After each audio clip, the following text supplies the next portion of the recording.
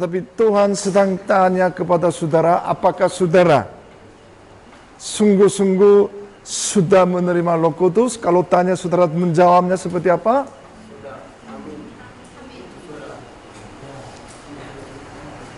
Ya, aminnya cuma satu orang. Apakah saudara semua bisa jawab? Amin. Di sini jawabnya nggak jelas. Amin atau enggak? Coba. Amin.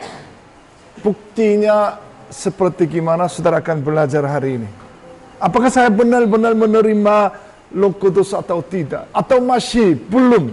Atau masih enggak jelas? Kalau saudara telah melihat hari ini, bisa yakin, percaya atau enggak? Ya. Hari ini saya membawa tema Kisah Para Rasul pasal 19 ayat 1 sampai 2 sampai 4. Ya, 1. Coba satu suara satu baca. 1, 2, 3. Ketika Apolos masih di Korintus, Paulus yang menjadi. Ya, sebentar. Murid. Ya, sampai satu aja, sampai satu. Ya. Ada yang saudara mengingat Apolos itu siapa? Ya, jelas membantu Paulus, tetapi dia orang sangat pintar omong, dan dia ilmuwan itu sangat luar biasa. Tetapi dia tidak mengerti dengan Roh Kudus. Nah, pertama perjalanan gereja Filipi, Tesalonika saudara, setelah itu Berea, setelah Berea Athena, setelah itu di Korintus, setelah Korintus sampai tiba di mana? Efesus hari ini pasal 19 ayat 1. Saudara masih bisa follow? Ya, bisa ikut saya ya. Ayat 2, 1, 2, 3, katanya kepada mereka, sudahkah kamu menerima Roh Kudus ketika kamu percaya? Belum. Kami belum pernah mendengar bahwa ada Roh Kudus. Nah, Apolos ya, itu adalah muridnya Yohanes Baptis ya. Coba saudara follow me, oke? Terus ayat 2, apakah kamu menerima Roh Kudus ketika kamu menjadi percaya? Menerima Roh Kudus antara percaya Tuhan itu adalah nyambung, ada paket saudara ya.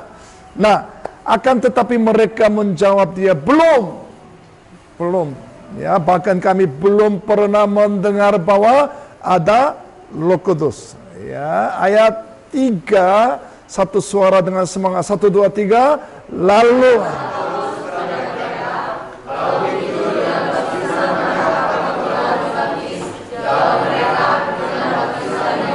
ayat 4, 1, 2, 3.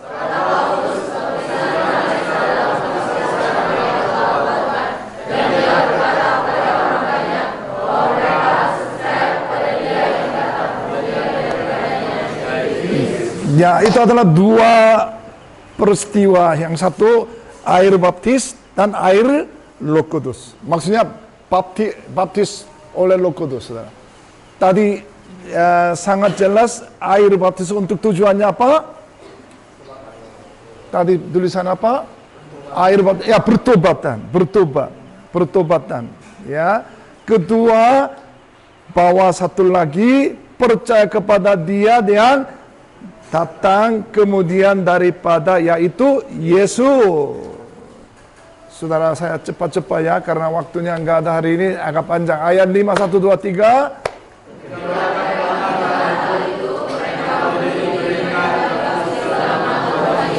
Nah, baptis dalam nama Yesus, sangat jelas. Ya, ayat 6, 1, 2, 3.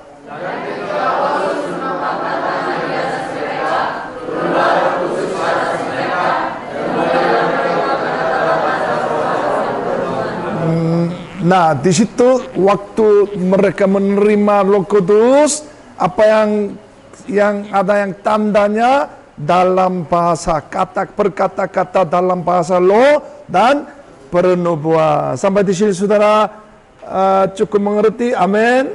Ya, follow me, cepat-cepat ya. Saya hari ini mau buru-buru. Ya, orang Yahudi, saya lagi bicara latar belakang. Shh. Come and see me, oke? Saya orang tua, baik-baik bicara, ikut saya, ya. Jadi latar belakang orang Yahudi mendakwa Paulus melanggar hukum Taurat. Akhirnya dia di mana? Di pengadilan. Karena kemarin saudara, coba apa yang saya perkataan itu, coba imajinasi apa yang perkataan dari Filipi dan ini terus daerah di mana saja orang Yahudi kejar dia, membunuh dia dari orang yang penjahatnya sampai Efesus juga ikut-ikut yang orang penjahatnya. Ya. Akhirnya orang Yahudi mendakwa Paulus, akhirnya dia sedang di mana? Pengadilan. Ya. Terus setelah itu salah satu Galio, saudara coba lihat saya, Galio itu adalah gubernur, tetapi mengambil keputusannya menolak karena mendahului pekerjaan Tuhan. Anybody knows kenapa dia menolak? Ya, ini kayaknya masih belum mengingat ya. Nah, ini sangat penting sekali. Kemarin saya bicara menyediakan Allah, ya. Jadi Galio itu adalah salah satu gubernurnya. Sebenarnya sebelum sejarah dia lihat, dia orang yang sangat yang mendekati keluarganya, sangat yang orang yang filsafat, ya, bukan yang gubernur yang hukum yang mengambil keputusannya. Jadi oleh karena itu kemarin saya bicara, Galio juga sebenarnya sudah menyediakan sebagai gubernurnya untuk mengambil keputusannya menolak karena supaya mereka atau Paulus dan di muridnya Paulus untuk ketujuannya mau ketemu Kaisar. Kalau dia nggak menolak, dia nggak bisa pergi ke Roma untuk ketemu atau menginjil kepada Kaisar. You got it my point? Paham maksud saya? Laki-laki di sini kira-kira 3 orang sedang tidur. Jangan tidur hari ini, terakhir ini. Ya. Jadi Galio itu sebenarnya sangat jelas saudara, yang minggu depan saudara pergi ke lapangan. Sebenarnya ada yang gereja yang baik, gerejanya enggak baik, tidak tahu saudara, karena belum mendapat pengalaman. Tetapi saudara, ini adalah sebenarnya Tuhan sudah menyediakan tempat saudara. Amin saudara. Amen. Walaupun saudara worst the situation, apakah saudara situasinya bagus pun juga, sebenarnya untuk saudara Tuhan sudah menyediakan tempat yang di situ saudara. Matanya terbuka sedikit, maksudnya saudara pasti mengerti. Karena Galio itu adalah orang yang bukan yang gubernur untuk yang mengambil keputusannya sesuai dengan hukum, bukan. Ini adalah orang yang filsafat, karena keluarganya semua, termasuk kemarin saya baca Senegal. Kalau saudara mencari internet Senegal itu siapa itu, terkenal daerah di Roma, itu adalah Kaisar, mentornya, gurunya itu adalah Senegal. Adiknya dia itu adalah Galio. Ya, justru itu mengambil keputusannya sebenarnya bukan karena diinginan, tetapi supaya Paulus mau menginjil Kaisar. Garis paham ya? Kalau paham, coba kepalanya seperti itu ya. Nah, coba kenapa saya bilang Galio sebenarnya mengambil keputusannya menolak karena mendahului pekerja Tuhan, saudara. Ya. Nah, ada beberapa alasannya. Tidak ada pelanggaran. Dia menurut dia, saya menolak karena kenapa? Tidak ada pelanggaran atau kejahatan untuk yang siapa namanya Paulus. Terus hendaklah kamu sendiri mengurusnya, karena perselisihan. Satu ingat saudara, perselisihan tentang perkataan, nama atau hukum dapat dipenuhi oleh karena ini yang maksudnya perkataan atau nama dan hukum itu adalah bahasa, bukan bahasa hukum, bahasa filsafat. Karena dia diefek atau dia pernah dengar dari keluarganya, itu adalah namanya Galileo. Tadi saya bicara Senegal, saudara. Oleh karena itu, karena dia harus rencana Tuhan itu adalah gubernurnya harus menolak. Kalau enggak menolak, maksudnya orang yang Paulus tidak bisa menunggu atau pergi ke Senegal untuk menginjil sampai Roma, sampai Eropa, tidak sempat untuk ke sana. Maksudnya saudara pasti paham, ya. Amin, saudara. Amin. Ya. Nah, kepenyediaan tadi saya bilang perseverance, ya, kepenyediaan Allah untuk ke rumah supaya menginjil Kaisar.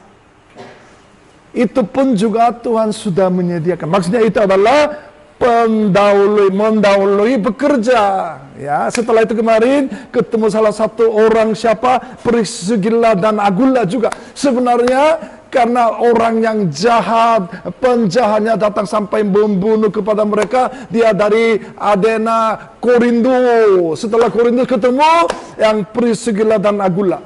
Ya. Menurut mereka, saya mempertaruhkan nyawa untuk membantu menginjil Paulus. Anybody? Maksudnya saudara juga, saya juga mau seperti Priscilla dan Aquila, ada semua? Amin. Walaupun saya, ini bahasa Indonesia lebih gampang. Walaupun saya mati pun juga. Kalau maksudnya mempertaruhkan nyawa, itu maksudnya walaupun saya mati, akan saya membantu untuk menginjil Paulus.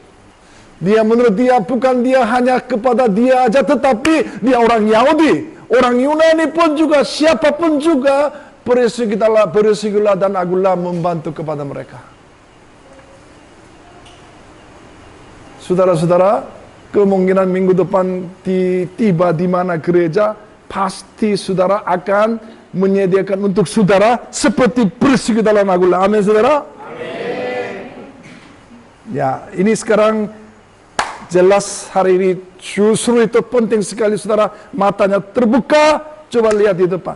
Ya, tiba di Efesus. Tadi saya bicara dari Korintus, sekarang tibanya di Efesus. Ya, dapatinya beberapa orang murid. Kalau saya bahasa murid itu adalah seorang disciple. Seorang disciple itu adalah bukan murid yang benar-benar dari Yesus Kristus, tetapi pokoknya menurut pandangan itu adalah murid, tetapi sebenarnya dia atau mereka belum mengerti tentang Roh Kudus. Nah, coba, kenapa belum mengerti? Belum pernah mendengar tentang Roh Kudus. Hanya menerima Yohanes Baptis. Alasan saya tadi sangat jelas. Padahal, saudara coba konsentrasi. Padahal sudah mengajar kepada mereka murid Yohanes tentang baptis untuk apa? Terus yang akan datang Yesus Kristus untuk dibaptis Roh Kudus, itu sudah jelas, tetapi mereka belum mengerti. Ya, coba saya baca Matius pasal 3 ayat 10. Khusus laki-laki coba membaca 1, 2, 3. Maka sudah tersedia pada roh, dan setiap orang yang dalam masa tua yang baik, maka dalam hati. Suaranya nggak jelas itu. Terlalu takut sekali sambil membaca. Takut sekali.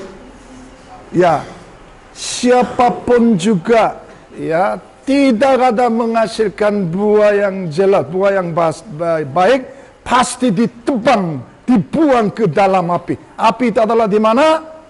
Neraka, saudara. Pintar sekali. Ya, ayat 31 khusus daerah di sini 3 ayat 11 1 2 3. Aku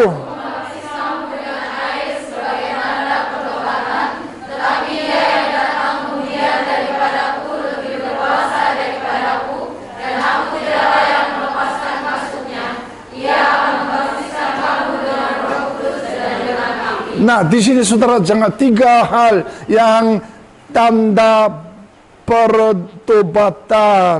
Nah, itu adalah air baptis. Ya, satu lagi tentang Roh Kudus, tetapi dengan api, saudara. Ya, api maksudnya sini sangat jelas. All together, pasal 3 ayat 12, 1, 2, 3.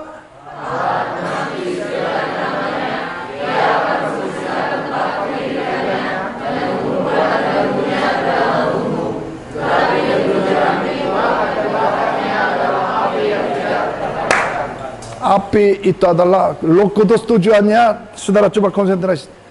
Jadi ada 3 hal yang saudara harus ingat. Yang satu, yang air baptis. Air baptis, saudara sudah menerima, sudah pernah kan saudara? Masih belum air baptis? Ada? Ada? Ada? Ada, ini ada. Ya? Akan ada ya, akan ada ya. Enggak penting. Pokoknya air baptis adalah pertobatan. Kedua, baptis oleh Roh Kudus untuk tujuannya keselamatan. Saudara coba lihat, ya. Terus bukan hanya itu aja, api yang sangat jelas, api itu adalah menghakimi, saudara, terakhir. Untuk apa? 3 hal. Air baptis Roh Kudus, dan api itu adalah satu package. Ya, setelah bertobat, saudara kalau menerima Roh Kudus pasti udah keselamatan. Setelah keselamatan enggak tentu masuk surga atau enggak, tetapi kalau tidak ada menghasilkan buah yang baik akan masuk ke api, maksudnya neraka. Ya, coba sedikit. Nah, lebih jelaskan. Tiba di Efesus, dapatinya beberapa orang murid. Tadi saya bicara yang bukan yang murid yang sangat jelas, tapi muridnya nggak jelas. Itu namanya certain disciple. Ya, tapi dibaptis oleh air pertobatan. Tadi saya bilang air pertobatan, saudara juga saya itu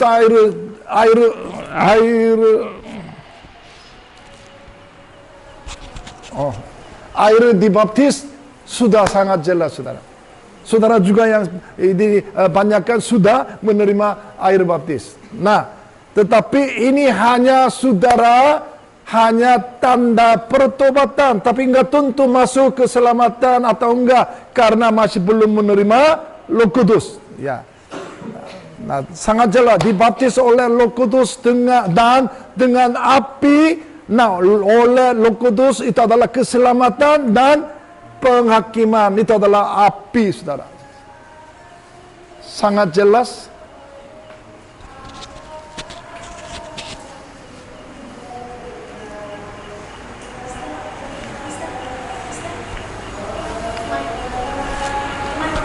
Oh, ini. Aduh, minta maaf. Ini enggak jelas. Tadi dia tanda terus pakai ini, saya kira dia dengan menerima Roh Kudus dia tanda-tanda. Saya kira dia suka cita, jadi dia tanda-tanda itu suka cita. Karena ini yang harus pakai. Minta maaf. Saya orang kurang jelas. Oleh karena itu mulai baru lagi kayaknya nggak jelas. Nah, kenapa belum tahu?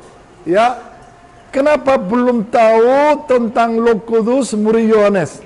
Saudara harus mengerti. Nah, karena mereka telah hukum mati Stefanus, banyak orang telah yang melihat hukum mati Stefanus tersebar sampai ujung bumi.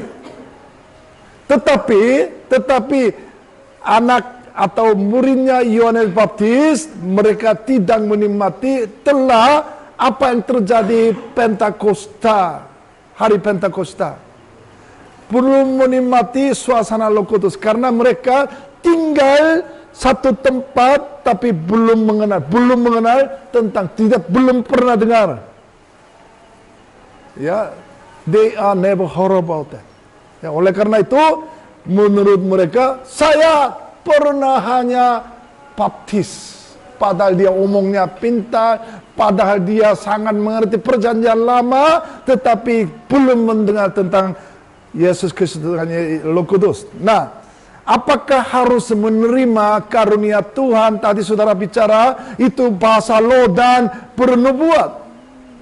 Saudara, tadi yang beberapa orang jelas, saya udah menerima Roh Kudus. Amin, saudara? Amin.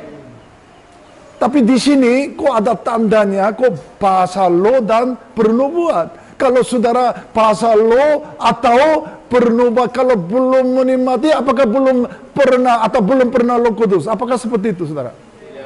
Tidak, ya jelas. Di sini juga tidak, ya. Ini yang lebih pintar daripada ini. Kok hari ini konsentrasi kepada saya, halo, see me, dan ya. Karena saudara, kalau melihat kisah para rasul, banyak mujizat terjadi bukan karena itu khusus Samaria. Saudara, Cornelius tahu Cornelius? Tahu gitu dah. Ya, walaupun enggak tahu gitu. Ya, Cornelius juga, karena itu sejarah kalau mau bicara tentang Cornelius itu panjang sekali. Justru itu saya Cornelius juga ya, Efesus yang sekarang juga kadang-kadang saudara, kadang-kadang mujizat terjadi supaya mereka percaya Tuhan Yesus Kristus sebagai tandanya aja. Tapi bukan semua orang waktu atau ketika menerima Roh Kudus ada bahasa loh antara mujizat segala macam. Paham maksud saya? Garis my point? Paham saudara? Agak terlambat sedikit downloadnya agak telat karena makannya sudah tadi belum. Nah, ini belum makan. Justru itu dia. Nah, penting sekali. Keyword is here. Apakah harus menerima karunia Tuhan, yaitu bahasa loh dan bernubuat? Tidak. Ya, tadi khusus untuk mengenal nama Yesus Kristus yang tentukan seperti tadi Samaria dan Cornelius supaya mereka menerima Yesus Kristus ada tandanya. Ini hanya untuk khusus tertentukan tempatnya atau orangnya, saudara. Bukan semua waktu menerima Roh Kudus tandanya seperti itu. Nah, saudara menerima Roh Kudus atau tidak itu adalah dari sini ketahuan. 1 Korintus pasal 12:13. Satu suara, 1, 2, 3.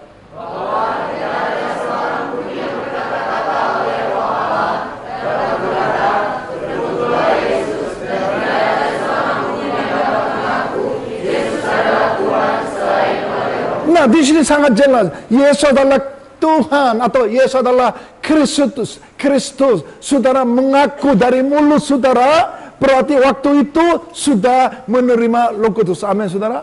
Amin. Oh, aminnya enggak jelas. Aminnya enggak jelas. Ya. Coba, coba lihat di bawah, tidak ada seorang pun yang dapat mengaku adalah Yesus adalah Tuhan atau Yesus adalah Kristus. Itu selain oleh Roh Kudus. Maksudnya saudara mengaku Yesus adalah Kristus, berarti saudara sudah menerima Roh Kudus. Setuju? Setuju. Angkat tangan kalau setuju. Ayo cepat. Ya, terima kasih. Karena saya beberapa orang sedang kantuk, supaya bangun saya kadang-kadang seperti itu. Nah, coba mulai sekarang, kalau begitu saudara menerima Roh Kudus. Amin, saudara tadi? Amin. Apa yang harus dilakukan? Ya, ada yang bilang menghasilkan buah.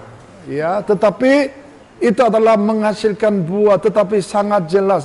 Di sini ada bahasa 2. Menerima Roh Kudus dan penuh dengan Roh Kudus. Ya, di sini sangat jelas. Efesus pasal 5 ayat 18, satu suara, 1, 2, 3, dan janganlah.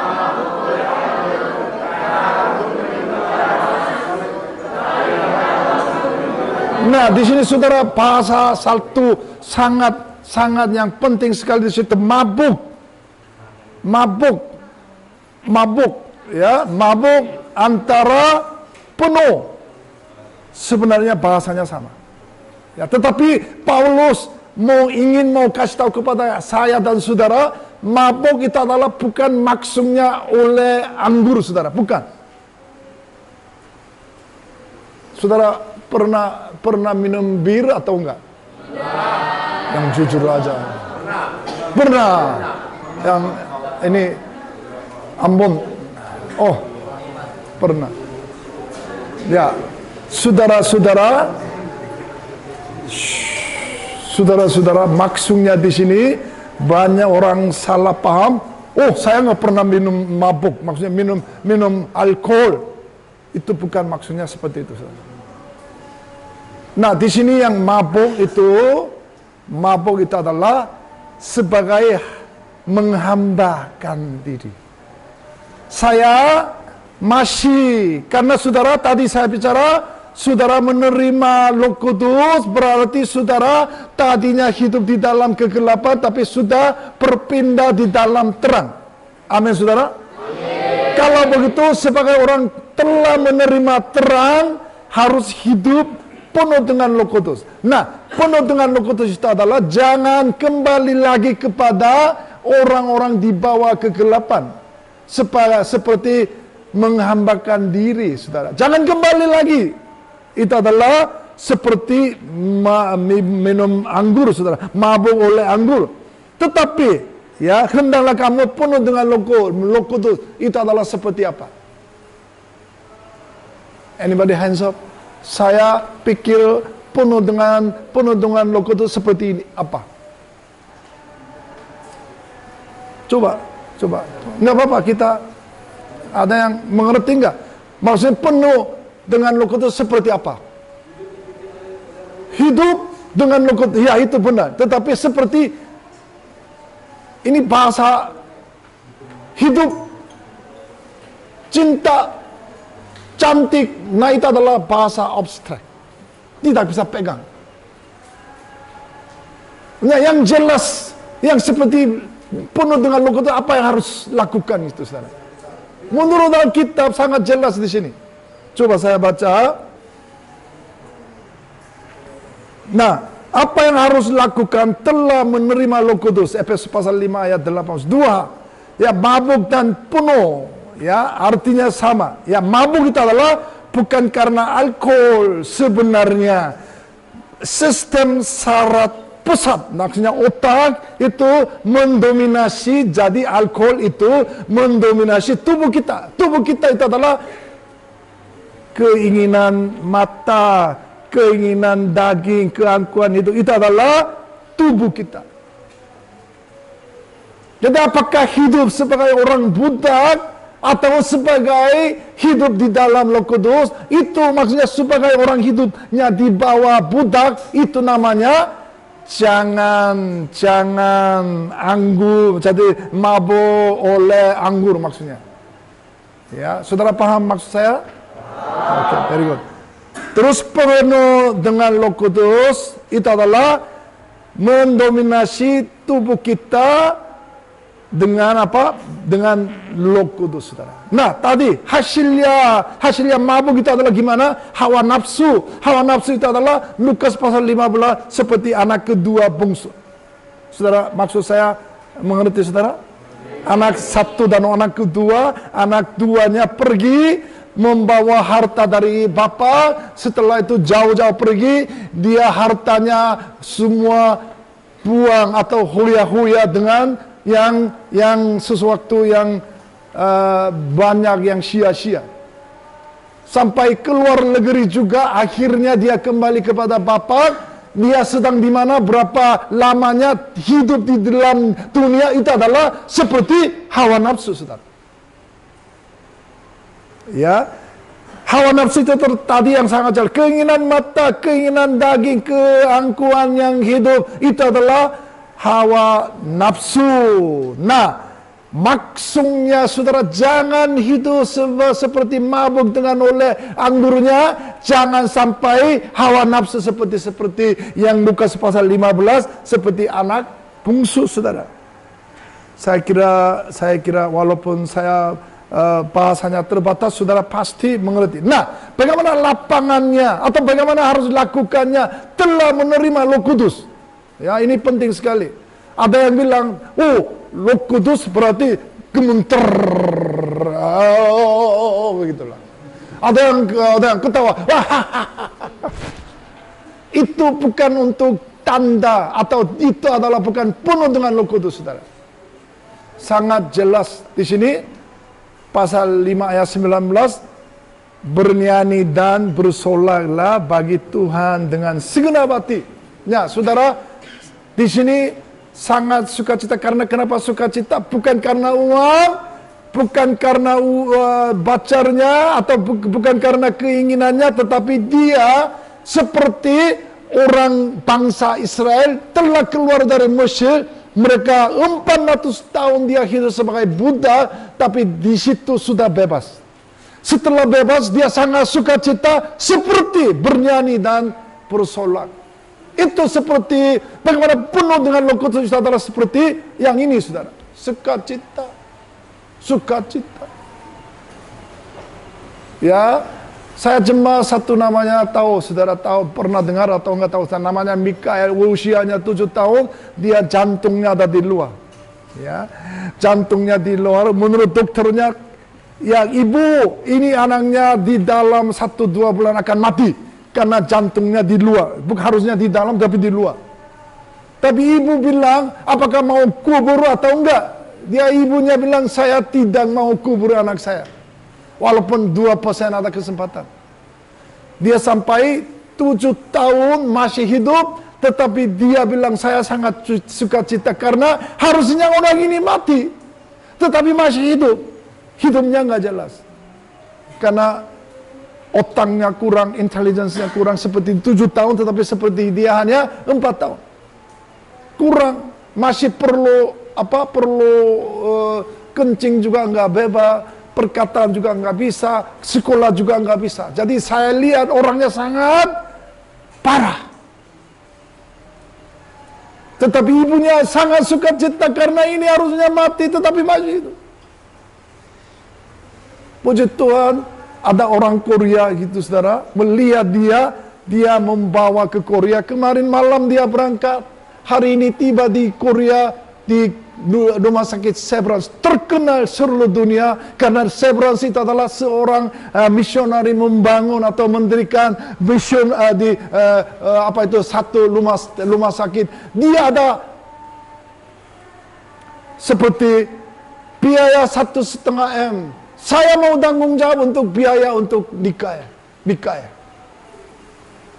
Akhirnya dia biaya tiket, semua mereka orang Korea tanggung jawab. Coba saudara, maksud saya ingin bicara, walaupun 2% ada kesempatan hidup, tetapi dia sukacita. Setelah sukacita, apa yang dia dapat? Apa yang dia mendapat? Nah, akhirnya dia pergi ke Korea untuk operasi segalanya. Karena kenapa? Di dalam 7 tahun dia selalu sukacita. Tuhan, saya masih senang karena masih dia hidup.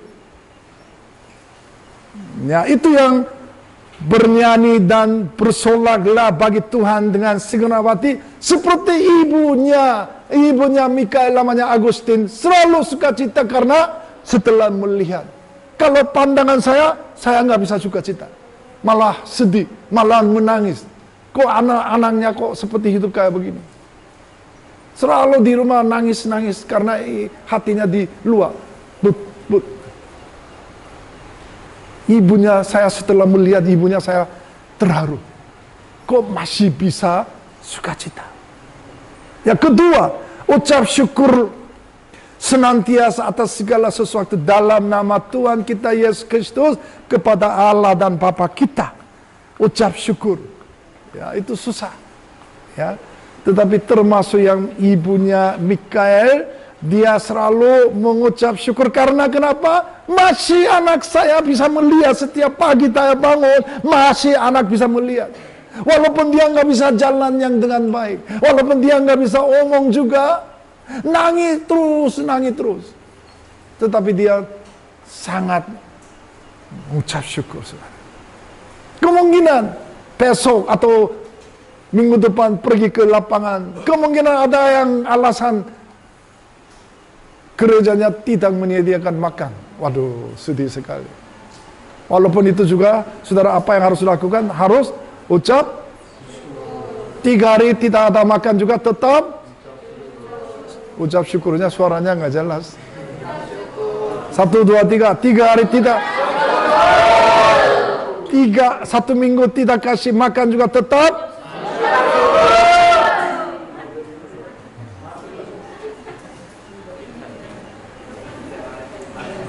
Ya, menurut saya pasti kasih makan. Tetapi tadi saya bicara even worse the situation. Apakah sangat parah situasi pun juga tetap harus, maksudnya gimana? Ucap syukur senantiasa. 3. Dan mendekatkan dirimu seorang kepada yang lain. Maksudnya mendekatkan. 1 pertama sukacita, keduanya ucap syukur, ketiganya mendekatkan hatinya.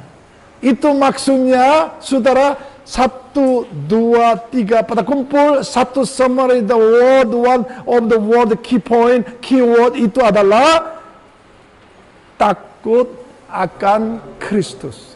Di lapangan saudara, di mana saja saudara berdiri, di mana atau di mana saudara tidur juga, harusnya apa yang lakukan? Takut akan Kristus. Itu adalah penuh dengan Roh Kudusnya, saudara. Bukan penuh dengan Roh Kudusnya, gemetar dan tertawa terus, itu bukan penuh dengan Roh Kudus. Penuh dengan Roh Kudus adalah tadi saya bicara, sukacita, ucap syukur senantiasa, ketiga melendahkan hati. Nah, itu adalah 1, 1, 2, 3 summary yang keyword itu adalah takut akan Kristus. Amin, saudara. Nah, itu di ladang. Kalau begitu di mana? Di mana, saudara? Ini yang tadi sukacita lah, itu adalah di mana saja. Tetapi di mana ladang saudara harus sukacita dan ucap syukur dan rendah hati, itu adalah, saya lihat di sini, istri suami. Saudara, istri ada belum? Suaminya ada belum? Nah, itu saya mau bicara. Kalau saudara mendengar istri suami, no, saya belum menikah. Wah, ini gimana? Saya coba salah satu keluarga, itu maksudnya di ladang, di mana itu adalah di dalam keluarga. Saya kasih contoh yang terakhirnya.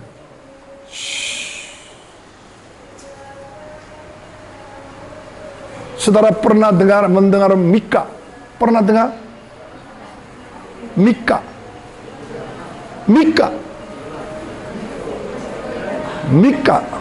Ada Hakim-Hakim, surah Hakim-Hakim di situ ada muncul namanya Mika. Coba, nggak apa-apa. Saya pernah tanya kepada hamba Tuhan juga ada yang tidak ada yang tahu. Coba, listen carefully. Di dalam 5 menit akan selesai.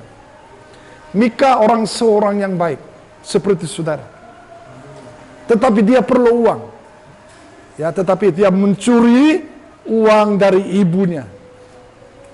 Ya, tetapi ibunya belum tahu apakah pencuri adalah anak dia atau enggak. Tetapi ibunya sangat marah dan mengutuk kepada siapapun juga, kalau uang mencuri saya punya, maksudnya harta saya, pasti akan mati, pasti akan menerima kutuknya segala. Dia sangat yang maksudnya bahaya itu.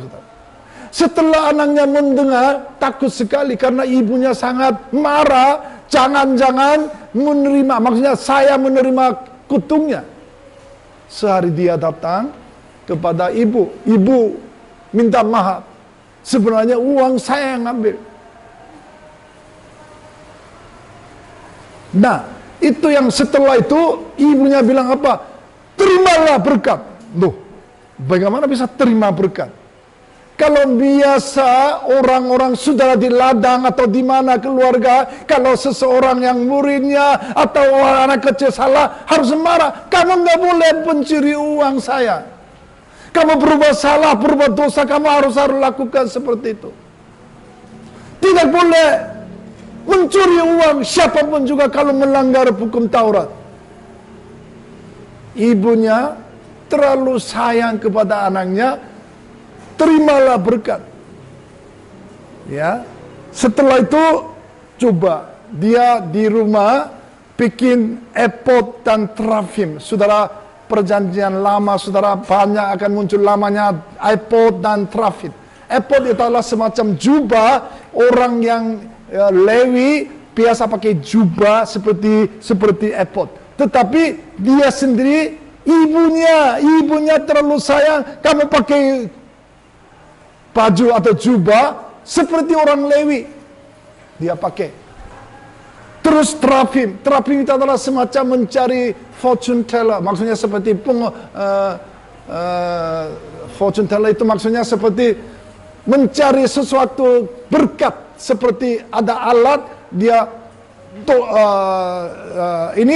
dia lihat, oh ini hari ini kamu terima rezeki. Oh kamu hari ini nggak bisa terima rezeki. Seperti itu namanya trafid.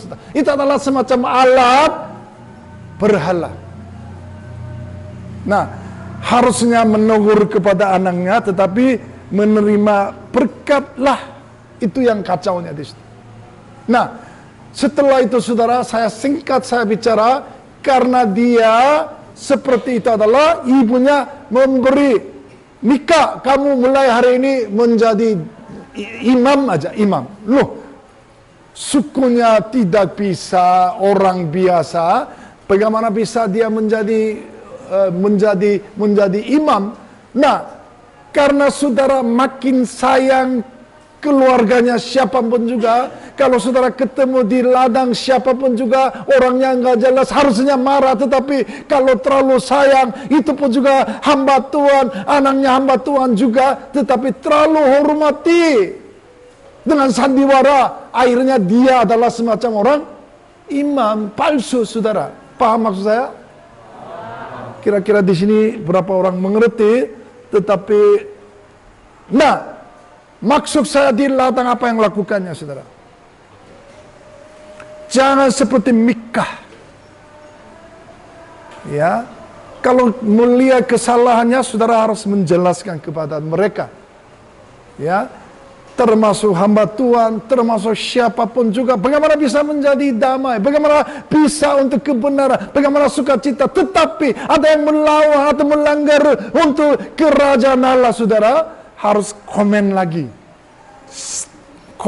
lapor lagi, Bapak atau jemaat ini enggak benar, harus koreksi kepada mereka. Kalau saudara benar-benar menerima Roh Kudus, harus lakukan itu, saudara. Itu bukan untuk yang sebagai orang menjadi imam palsu, saudara. Enggak ada yang amin, saya. Nah, harus berhenti kecanduan menjadi sia-sia.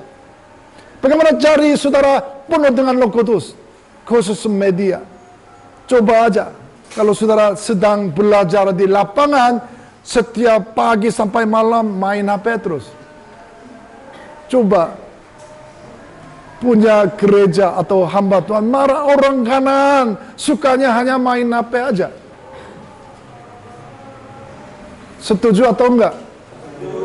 Kalau sibuk, walaupun malam, waktu free time, itu doesn't make a big issue.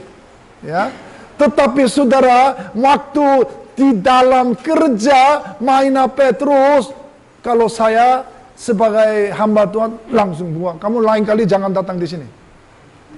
Jangan anak kanan seperti terlalu konsentrasi media, itu termasuk HP lah segala macam. Jangan terlalu kecanduan, saudara. Ya, kedua, jadi ganti direksi. Nah, bagaimana ganti direksi? Misalnya, saudara, namanya inertia effect. Ya, saudara tidak pernah mendengar, ya, kemungkinan kalau mobilnya sedang jalan, tetapi langsung supirnya land, saudara gimana? Masih maju kan? Itu namanya inertia effect. Tetapi masih maju dan mundur pun juga, saudara tetap ikut-ikut kecanduan, saudara tidak ada artinya hidup untuk di lapangan di gereja. Harusnya telah mendapat pengalaman di gereja, harus direksinya ganti. Jangan ikut-ikut seperti kecanduan di gereja-gereja di ladang, saudara. Maksudnya mengerti, saudara? Maksudnya mengerti maksud saya? Carilah visi yang terbaik. Saya setelah wisuda di gereja, di Kanaan, saya membangun gereja seperti ini. Walaupun gerejanya enggak jelas, tetapi saya akan membangun atau gerejanya sangat terbaik. Itu namanya mendapat visi yang terbaik. Saudara, sehari-hari enggak mungkin main HP terus. Apakah saudara visi yang jelas atau enggak? Apakah saudara jelas untuk masa depan apa yang saya lakukan? Kalau jelas, tidak mungkin ikut-ikut berbuat dosa atau ikut-ikut yang kecanduan seperti tadi saya bicara, saudara. Amin, saudara.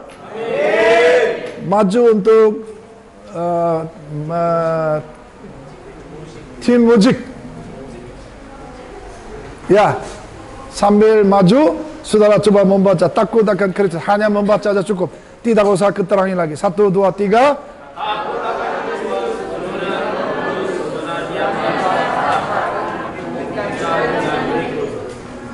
Suaranya enggak kompak. Ya, coba. 1, 2, 3.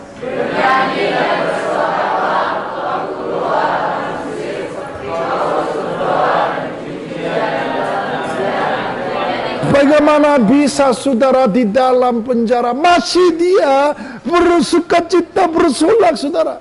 Karena dia ada misinya di dalam. Ingin mau ke Roma untuk menginjil kepada Gaza.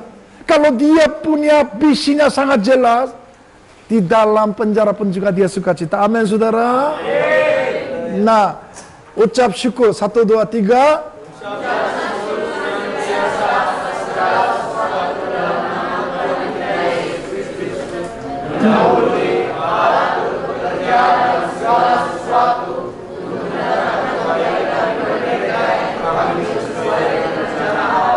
Ya, maksudnya Tuhan sudah menyediakan. Tuhan sudah lebih dahulu bekerja untuk saudara. Oleh karena itu, gimana apa yang lakukan? Allah turut bekerja untuk saudara dalam segala sesuatu untuk mendatangkan kebaikan bagi mereka yang terpanggil sesuai dengan rencana Allah. Amin, saudara. Aminnya enggak ada. Nah, di sini terakhir, menundukkanlah dirimu seorang kepada yang lain, saling mengasihi, saling atau saudara memberitakan Injil. Itu adalah di ladang saudara apa yang lakukan, bagaimana caranya. Inti saya, daerah di sini banyak yang belum mengenal Tuhan. Beranikan, maksudnya hikmatlah supaya saya di tangga, supaya orang-orang daerah di situ bagaimana bisa menginjil kepada orang yang belum mengenal. Nah, itu adalah penuh dengan Roh Kudus, saudara. Kalau bisa amin. Amin. Satu lagu. Kemanakah kami mencari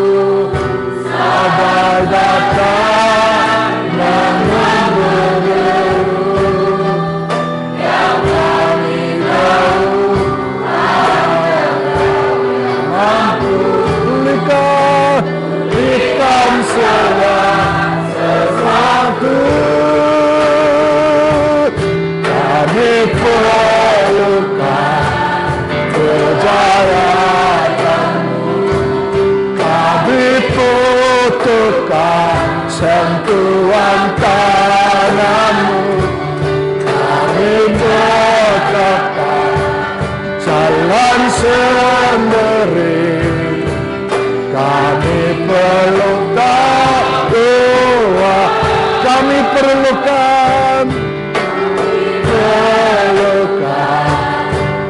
keajaiban-Mu, kami butuhkan sentuhan tangan-Mu, kami takkanlah jalan sendiri, kami perlukan Tuhan. Sekali lagi kami perlukan keajaiban-Mu, kami butuhkan sentuhan tangan-Mu, kami takkanlah jalan sendiri, kami perlukan Tuhan, kami perlu Kau Tuhan, kami perlukan Tuhan. Sekali lagi, kami perlukan Tuhan. Mari berdoa. Tuhan memberkati khusus STT Kanaan. Tuhan memberkati anak-anak STT Kanaan. Kami akan mendapat pengalaman untuk di ladang Tuhan minggu depan. Be there righteousness. Be there joyfulness. Be there peaceful mind. In the name of Jesus. Wherever they go. Oh Jesus, watch over them. Oh Jesus, be healed in the name of Jesus. Siapapun sakit menjamah mereka, Tuhan sembuhkan mereka. Di lapangan di mana pergi Tuhan, melindungi kepada mereka. Saudara angkat tangan, menerima berkat dari atas. Kasih sayang Yesus Kristus dalam persekutuan Roh Kudus memberkati mulai sekarang sampai selama-lamanya. Di dalam nama Bapa dan Putra dan Roh Kudus, yaitu di dalam nama Yesus Kristus. Haleluya. Amin. Ada yang mau pengumuman?